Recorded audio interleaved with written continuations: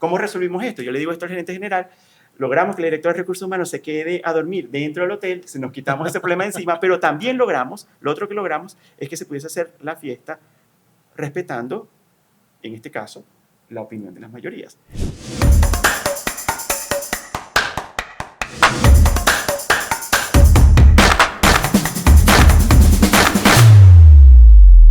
Bienvenidos nuevamente a Seguridad en Podcast Palabras. Un aplauso, muchachos.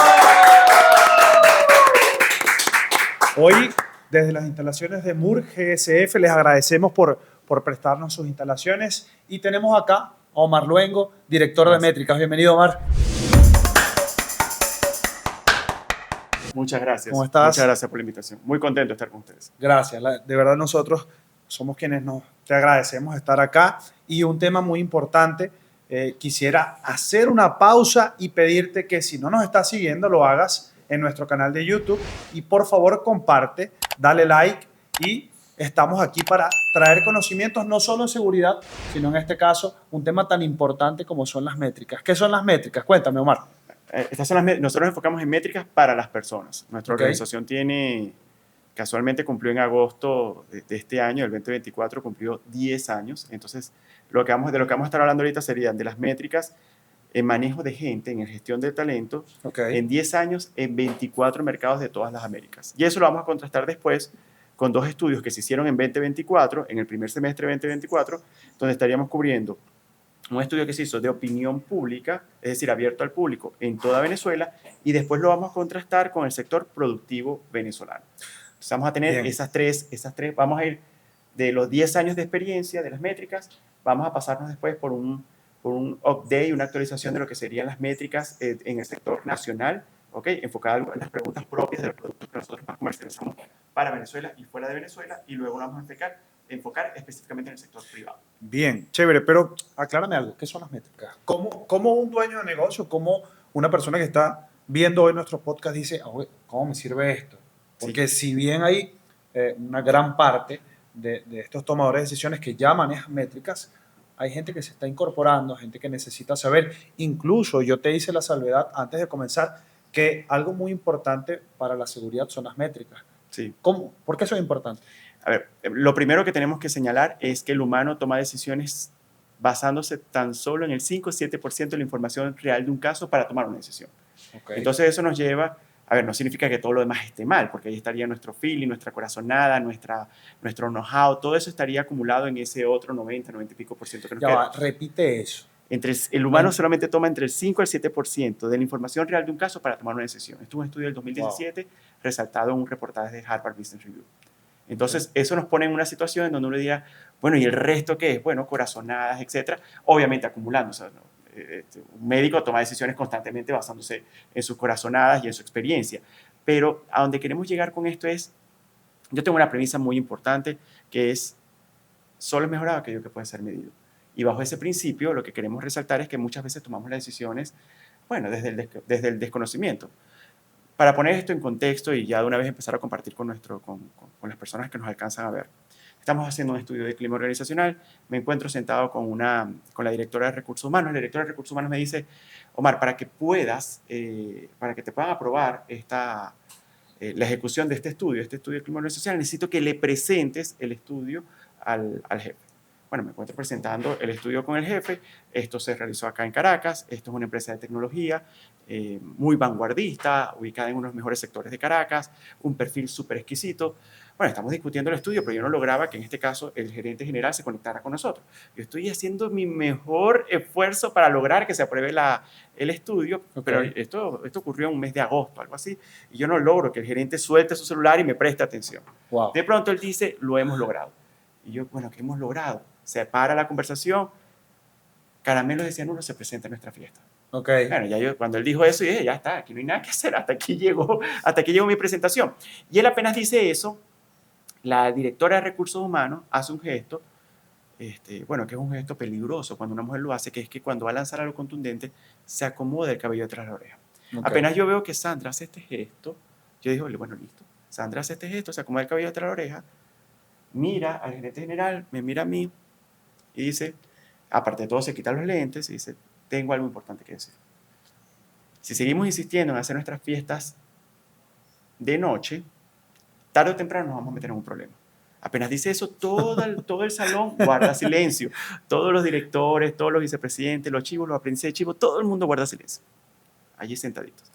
Si nos está viendo alguien fuera de Venezuela, chivo significa es una persona de mucha autoridad dentro de la organización. Aclarado este punto, entonces, lo que ocurre acá inmediatamente es que ella dice, el 70% de nuestros empleados no tiene carro. Y le dice al gerente general, si tú insistes en hacer la fiesta, en este caso la quería hacer en el Marriott se encuentra en el Rosal, en la parte céntrica de Caracas, claro. Pero bueno, esto fue en el 2017, el tema de delincuencia. Esa época estaba complicada. Durísimo. Si insistimos en hacer las fiestas de noche, tarde o temprano nos vamos a tener un problema. Tenemos que mutar el formato del resto de las organizaciones, que es hacer un almuerzo navideño. Okay. Yo empiezo a ver cómo a Caramelo de Cianuro poquito a poco le iban bajando el sonido y lo que se escuchaba de fondo era una gaitica. Entonces, bueno, ya yo empiezo a escuchar esto y yo empiezo a ver al gerente general incómodo, o sea que ya lo había logrado, inclusive yo creo que ya había pagado, y de pronto, yo con temor, porque contradecir a una mujer siempre es peligroso, claro. Yo levanto la mano y le digo a la directora de Recursos Humanos, tengo una idea. Miro al gerente general, el cual está pidiendo auxilio con sus ojos, y yo le digo, bueno, que se me ocurre a mí lo siguiente. ¿Qué les parece? Después de aprobado el estudio de clima, porque tampoco es que voy a hacer esto gratis, okay, después de aprobar el estudio de clima, lo miro y me dice, sí, yo te lo voy a aprobar, pero ayúdame, se le nota en la mirada que me está diciendo esto. ¿Qué les parece si después del estudio de clima, justo que finalicemos las preguntas obligatorias, pasemos ahora a preguntar lo siguiente? Te tengo una pregunta más.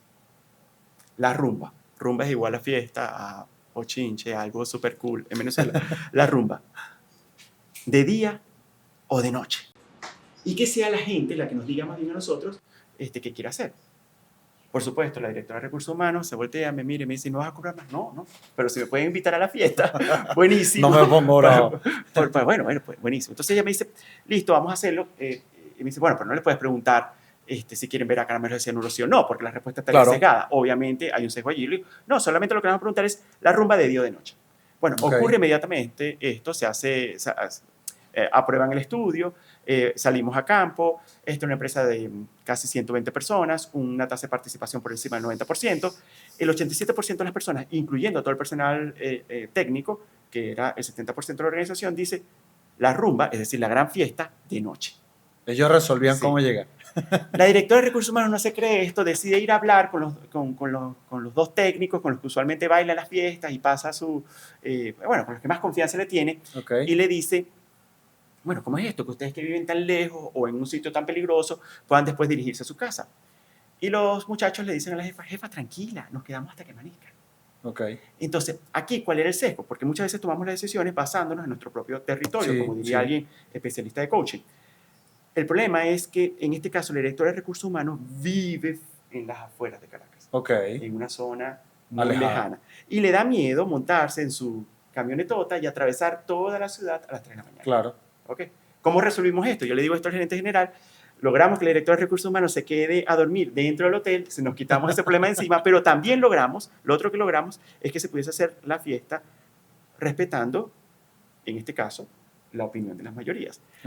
Muchas de las cosas muchas de las decisiones que tomamos, las tomamos, lo primero es, mientras más alto sea tu nivel, dentro de la organización, lo primero que tienes que entender es que muy probablemente la opinión que recibes de abajo está cegada porque tú eres el jefe. Es decir, tenderán a mentirte para darte buenas noticias. Entonces, lo primero es que hay que preguntar, ir directo a la fuente, como hicimos acá. Lo que podemos resaltar de esta historia es, vamos directo a la fuente. Vamos al técnico que no tiene carro, qué es lo que quiere hacer. Eso es lo primero. Lo segundo que hay que resaltar, y es muy importante, es romper el sesgo, porque muchas veces el que toma las decisiones lo toma... Claro, lo hace desde su realidad. Exactamente, desde su mapa, desde su territorio, y bueno, obviamente, mientras más alto sea tu nivel, más pesa tu decisión. Entonces acá lo que es importante resaltar es ir directo a la fuente cuando se pueda hacer, evitar los sesgos y bueno, aplicar la ley de Upton Sinclair, que dice lo siguiente: será difícil que una persona entienda algo si su salario depende de no entenderlo.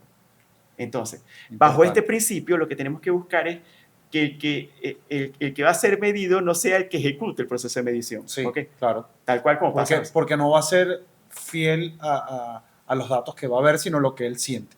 Lo que él siente y buscando proteger su salario, obviamente. Siempre. Entonces, por eso es que es importante tercerizar este tipo de cosas y aprovecharse o apalancarse en lo que sería en lo que sería una medición de terceros. Por ejemplo, ¿por qué contratamos a firma de contadores que nos auditen nuestro estado financiero cuando yo mismo lo puedo hacer? Bueno, porque necesito el respaldo de esto. Claro. Pero lo mismo pasa con los estudios de clima, lo mismo pasa con las mediciones Yo te voy a interrumpir porque fíjate que lo que estás diciendo aplica para, de alguna manera, las decisiones internas, pero también aplica para cuando quiero probar un producto o quiero crear algo y aplica muchísimo porque a veces creamos los productos o creamos nuestros servicios en función de lo que yo necesito o de lo que yo estoy viendo y no necesariamente es lo que la gente necesita. Es lo que la gente necesita.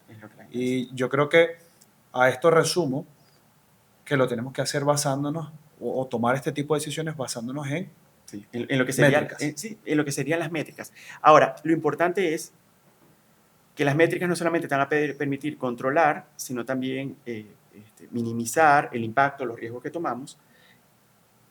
Y muchas veces, a ver, por ejemplo, algunas cosas que resaltan.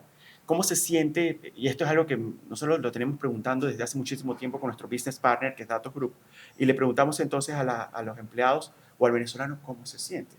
Obviamente, cuando le preguntas al venezolano en su totalidad, y esto lo estamos haciendo desde hace muchísimo tiempo, bueno, predominan quizás emociones negativas o emociones no deseadas, por así decirlo.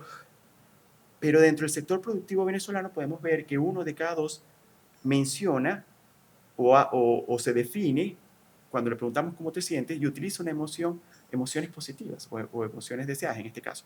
Entonces eso es algo también que dentro del sector privado a veces decimos, bueno, claro, que estoy tan dentro del bosque que a veces me cuesta ver lo que hay afuera, pero lo importante es cuál es el impacto que tenemos nosotros dentro de la sociedad con todo esto, ¿no? No solamente el tema de las emociones. Si quisiéramos señalar, por ejemplo, algunas oportunidades que tenemos se reconoce el desempeño al igual que la meritocracia. Y aquí voy a citar cifras de Asdrúbal. Asdrúbal menciona que 7 de cada 10 dólares que ingresan al paquete total de un venezolano en el sector privado. ¿Asdrúbal? Oliveros. Asdrúbal Oliveros, ya. De Ecoanalítica. Asdrúbal, ¿qué dice? 7 de cada 10 dólares que ingresan al salario de un venezolano en el sector productivo o del sector productivo pertenece a bonificación variable. Bien. Entonces, imagínate acá qué es lo que está ocurriendo. Si yo digo que 7 de cada 10 dólares se manejan de manera variable, ahora menciono todo esto para que veamos el impacto que, por ejemplo, que puede tener el liderazgo dentro de la organización. Nosotros hemos hecho un estudio, y ahorita lo caso con esta estadística de Asdrúbal, pero nosotros hemos hecho estudios en donde le preguntamos al venezolano en la renuncia voluntaria. Es decir, renuncia voluntaria es como una distorsión, ¿no? Pero porque ya renuncia por default es voluntaria, pero bueno, en Venezuela se utiliza el término. Le preguntamos a más de 1.000 egresos de renuncia voluntaria, personas que se fueron de la organización y nos dolía mucho que se hayan ido. A más de 1.000, eso da un error muestral muy chiquito. ¿Por qué cambiaste de empleo? Salario aparece en primera mención, 5.3, 5.2, 6.7 en el peor de los casos. En el 2017 decía que cambiaría de empleo tan solo por la mejora salarial. Pero luego de esto, fíjate lo que ocurre. Luego de esto le preguntamos cuál es la segunda mención. O sea, qué es lo que mencionaban en segundo lugar. Relación con mi jefe. Relación con mi jefe. Con mi jefe. Uno de cada cuatro cambiaría, de cada 4 venezolanos cambiado de empleo tan solo por la relación con su jefe. Y la tercera mención fue ambiente laboral. Ambiente laboral. Y un mensaje acá que le quiero dar sobre todo a los empresarios venezolanos. Voy a ser muy crudo yo con esta afirmación. No, para que me puedan entender. Estás en confianza. Para que me puedan entender. Muchas veces dentro de nuestro sector, bueno, a ver, ¿cómo pago en dólares si lo que produzco son solo bolívares y este tipo de cosas? ¿Qué puedo hacer para diferenciarme? Si ya sabes que no pagas bien, es lo mismo, a ver, para ponerlo en contexto. O que pagas lo justo. O que no me alcanza, pues, o sea, no puedo pedir una matemática de limones, ¿no? Pero si usted es feo, no puede ser odioso. Si usted es feo, no puede ser odioso. A ver, ¿a qué me refiero con esto? O sea, si no puedes alcanzar, si no puedes, sí, alguien te lo tenía que decir algún día. Entonces, ¿a dónde quiero llegar con todo esto? Si yo sé que a nivel salarial no puedo llegar, tengo que controlar las otras 2 variables. Claro. Ese 1 de cada 4 venezolanos que dijo que cambiaría de empleo por la relación con su jefe, ¿qué es lo otro que dice? Muchos de ellos ni siquiera tenían empleo. Imagínate el nivel de frustración que puede tener una persona. Para decir, Venezuela, prefiero nada que... Sí. O sea, no puedo seguir acá. Entonces, algo interesante, nosotros hemos hecho análisis, esto sería más fácil presentándolo, graficándolo, ¿no? Pero imagínense un dashboard, ¿ok? En donde aparezcan rankeados cada uno de los departamentos en un estudio de clima. Nosotros siempre vamos a rankear por la calificación del liderazgo. Siempre. ¿Por qué? Porque estudios revelan que entre el 50 y el 70% de la percepción que yo tengo de mi ambiente laboral está relacionado directamente con la relación con mi jefe. Sí. Tiene una estrecha relación. ¿Okay? Entonces, basándote en esto, un supervisor inmediato puede hacer a sus colaboradores la vida un paraíso o un infierno. ¿Ok? Y ahora, si le sumas a eso, que también se encarga de administrar a través del desempeño todo esto variable, y lo caso ahora con la estadística de Asdrúbal, que 7 cada $10 que ingresan a la compensación de un empleado en Venezuela de su paquete total es variable, entonces él también mueve eso. O sea, él mueve el trato, él mueve el liderazgo y mueve también a través de las evaluaciones e incide en esta parte. Bien. Entonces el peso que tiene es muy, muy alto. Ahora, ¿qué hicimos en este dashboard? Nosotros rankeamos por liderazgo. Y aquí va a aparecer, por ejemplo, el Departamento de Seguridad. Imagínate una cadena de supermercado. ¿Ok? Eso que lo llaman PCP, que son los que te sellan el ticket cuando está saliendo. Sí. Eso no necesariamente son los bloques más grandes dentro de la cadena. No. Sí. Pero también nos ha pasado dentro de las organizaciones con otros perfiles que aparecen en primer lugar. Una vez que marcas bien o que sales bien en la parte de liderazgo, permeas en positivo o en negativo todo lo demás. Por ejemplo, la compensación, el segmento que tiene que ver con compensación, que nuestro segmento lo llamamos cuidando a nuestra gente, o todo aquello que viene después, sinergia, trabajo en equipo, todo esto lo permea. Si la persona sale mal en liderazgo, por ejemplo, un equipo de tecnología puede ganar muchísimo más que un equipo de seguridad, claro. Muchísimo más. No estoy diciendo que esto esté bien, pero es lo que ocurre. Ahora, es una realidad. Es una realidad, todo depende de oferta y demanda, ¿no? Claro. Entonces, si el equipo de tecnología sale mal en liderazgo, sale mal inclusive hasta el segmento donde hacemos la pregunta salarial. Pero si sale bien en liderazgo, por ejemplo, el equipo de seguridad en una cadena de supermercados, si sale bien en liderazgo, tenderán también a salir bien hasta en la percepción salarial. En pocas palabras, ¿por qué hacemos tanto énfasis en este tema de liderazgo? Es porque permea en todo lo demás. Bien, lo veo perfectamente. Y creo que aplica para cualquier modelo de negocio. Es así. Yo creo que una de las cosas más importantes es entender que una decisión, y lo hablábamos temprano, Sí. La decisión a veces, cuando tomamos decisiones en el área empresarial, no tomamos en consideración uno u otro sector, como por ejemplo seguridad. Y ahorita hago la acotación de lo que hablamos antes de entrar acá, y era cómo desde las métricas nos relacionamos con seguridad. Lo mencionaste ahorita, sí. Pero me gustaría que habláramos de eso. ¿Cómo ese gerente de seguridad desde su parcela puede incluso vender mejor y esto va a tributar a la rentabilidad? Claro. ¿Sí? Sí. A ver, yo ahorita me dedico a la venta, ¿no? No nací siendo vendedor como otras personas. Todos deberíamos saber vender. Sí, es así, todos deberíamos aprender a vender. Pero si yo le tuviese que dar un consejo al gerente, al director de ventas, al responsable de seguridad dentro de una organización, un tips de venta sería el siguiente. Muchas veces explotamos los puntos de dolor. Es decir, nos enfocamos en este famoso eslogan que se hizo en Venezuela, prefiero tenerlo y no necesitarlo que necesitarlo y no tenerlo. Ese punto de dolor de las aseguradoras que a veces decimos, wow. Pero si solamente explotamos desde el punto de dolor, muchas veces podemos perder. Voy a traducir, desde el miedo. Sí, desde el miedo. A ver, yo no estoy diciendo que vender desde el miedo esté mal. Todo en algún momento lo hemos hecho y en Venezuela más todavía. En Venezuela, ¿cuántas veces nos dijeron, cómprame esto hoy porque no sé cuánto pueda costar mañana? Exacto. Sí, funciona, está bien. Pero recordemos que estás vendiendo desde algo negativo. Exacto. Estudios demuestran que una emoción negativa, sabemos que ahora tienen otras tendencias, las que acostumbramos a llamar emociones deseadas o emociones, entonces, si son gratas o no. Pero bueno, vamos a enfocarlo ahorita para un público en general como emoción negativa. Una emoción negativa dura 5 veces más en tu cerebro que una positiva. Ok. Para matar, quise decir 3 veces más. 3 veces más en tu cerebro. 112 minutos contra 38 en promedio. 112 minutos dura una emoción negativa en tu cerebro contra 38 que es una positiva. El problema de la negativa es que usted le inyecta esteroide, usted la mantiene allí creciendo, usted la alimenta, mientras que la positiva se va como achicando. A medida que se lo vas contando, las personas se van volviendo más pequeñas. Okay. Eso es cierto. Para matar el efecto de una emoción negativa necesitas la presencia de 5 positivas. Para quedar break-even, para quedar en cero. Ahora, ¿qué ocurre frente a todo esto? Es cierto que por eso que los noticieros venden más cuando dan noticias negativas y todo eso. Sucede, todo eso es cierto. Pero recordemos que estás vendiendo desde emociones negativas. Cuando vendes desde emociones negativas, es diferente. Por ejemplo, ¿cómo lo transformaría yo o qué le diría yo si tuviese que trabajar con el equipo de seguridad para que venda una idea? Vende desde emociones positivas. Por ejemplo, una emoción positiva es sentirte tranquilo, generar confianza, saber que lo que estás haciendo, estás en un sitio seguro, saber que no hay riesgo o que el riesgo está controlado, o saber cómo actuar frente a una situación de riesgo. Bien. Entonces, la intención es véndelo también, o sea, no solamente explota los puntos de dolor o vendas desde el miedo, sino también explota el hecho de poder sentirse tranquilo, porque no hay nada. Bueno, yo hoy, a mi edad, a mis 45 años, yo defino la felicidad como paz.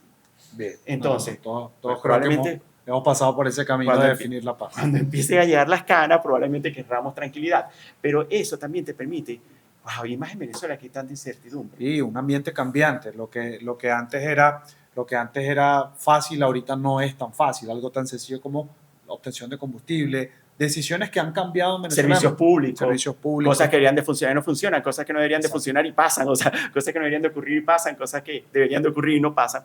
Todo esto es cierto. Aquí lo importante es poder transmitir un nivel de certidumbre. Fíjate, Daniel Goleman hizo un estudio, no fue hecho en Venezuela, donde decía que 8 de cada 10 cosas presentes en la mente de un adulto son preocupaciones. Imagínate esto. De 8 a 10 cosas. 8 de cada 10 cosas. 8 de cada 10 cosas que están presentes en la mente de un adulto son preocupaciones. En Venezuela daría como 12 de cada 10 para redondear. Pero a donde quiero llegar con esto es que el estudio no se hizo en Venezuela, obviamente, pero, o sea, ¿qué es lo que ocurre? El humano, por default, el adulto, siempre está pensando en preocupaciones. Siempre está preocupado, siempre hay algo que le atañe. El nivel de incertidumbre es máximo. Y para reducir la incertidumbre lo que hay que generar es certidumbre. Y la proteína de la certidumbre es la comunicación. Entonces, ¿qué debería hacer el equipo de seguridad? Generar certidumbre. Tú sabes que uno de los desafíos de nosotros, y por eso nace este podcast, es hacerle entender a la gente que la seguridad no puede ser reactiva. No, o sea, no podemos estar preocupados y no hacer nada. Correcto. Si yo me planifico estratégicamente, tomo decisiones basadas en métricas, yo de alguna manera voy a mitigar esos riesgos, control el riesgo, y tampoco es que voy a vivir en una rumba, no. pero voy a vivir un poco más tranquilo. Te permite tomar mejores decisiones. Y de esas 8 preocupaciones que yo tengo, yo sé que ya por lo menos 3 o 4 están controladas. De alguna manera las controlo, las veo allí, y creo que en esto ayuda muchísimo lo que venimos conversando, que mira, pasamos por ventas, pasamos por emociones, un tema de inteligencia emocional, sí. Pasamos incluso por seguridad, y yo creo que todo esto se resume en debemos incluir a las métricas en la planificación estratégica para tomar mejores decisiones. Sí, sí, y reducir al máximo, o sea, creo que tenemos que buscar un ambiente de certidumbre dentro de nuestras organizaciones. Eso lo valora muchísimo porque las sociedades crecen cuando tienen confianza que el futuro será mejor que su presente.